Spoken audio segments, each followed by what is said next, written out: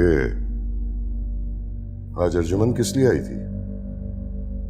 आपकी बहन का अपना घर है, उनके आने जाने पर कोई पाबंदी तो नहीं है ना?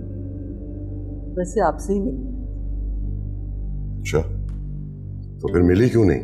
इस सवाल का जवाब तो आपके पास है। वैसे आपकी होनहार बेटी ने भी उन्हें ऐसा जवाब दिया है ना कि वो बेचारी उल्टे पैरों वापस चली गई। आपसे मिलना भी मुनासिब नहीं समझा।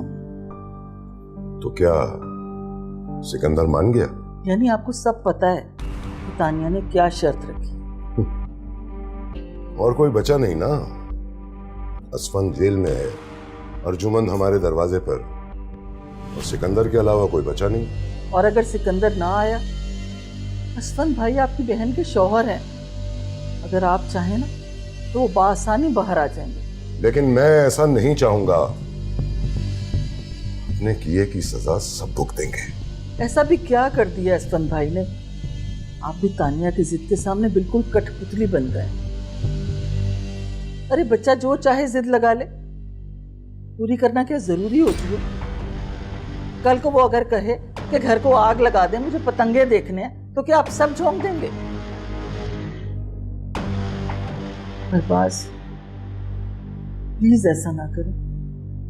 आपकी बहन बड़ी उम्मीद लेकर आई थी। हाँ, तो मैं कब इनकार कर रहा हूं?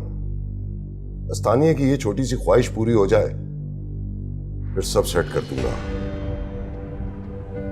और अगर सिकंदर राणा के घोड़े पर सवार रहा तो फिर मैं मजबूर हूं रूसा बेगम। अगर आपके इरादे इतने पुख्ता हैं तो अच्छा हुआ वो आपसे मिले बगैर ही चली गई। वरना अगर एक बहन अपने भाई के घर से खाली हाथ जाए तो कितना बुरा लगता है।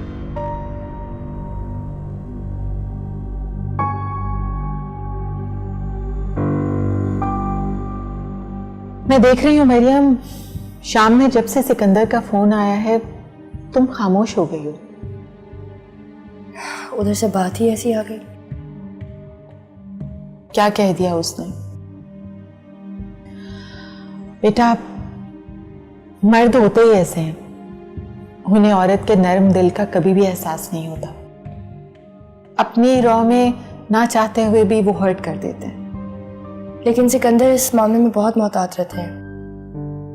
उन्होंने कुछ नहीं कहा। तो फिर क्या हुआ? अर्जुमन आंटी अपनी लाडली भांजी की फरमाइश बयान कर रही थी और वो मैंने यहाँ सुन ली। अब क्या फरमाया उन्होंने? असफन अंकल के सारे मामले के पीछे अरबाज मामू ही तो हैं। आपको पहले बताया था मैंने।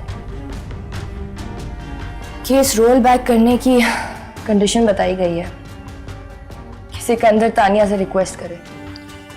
आई एम सॉरी बेटा, लेकिन मुझे लगता है कि ये लोग पागल हैं। कैसी कैसी बातों को ईगो का मसला बना लेते हैं। क्या इसीलिए ये सारा खेल तमाशा हो रहा है? पागल नहीं है अम्मी, ताकत और दौलत के नशे में। फर्ज करें अगर फिरौन को 2 वक्त की रोटी कमाने के लाले पड़े होते, फिर देखते वो कैसे खुदाई के दावे करता। बाप का खुला पैसा है, जिंदगी का कोई खास मकसद है नहीं, तो ऐसे ही कारनामे करेंगे ना ये लोग। खैर, तुमने क्या सोचा? अम्मी मैं कुछ नहीं सोच रही। असफन अंकल एक तरफ, लेकिन अब बात सिकंदर की इज्जत की भी है।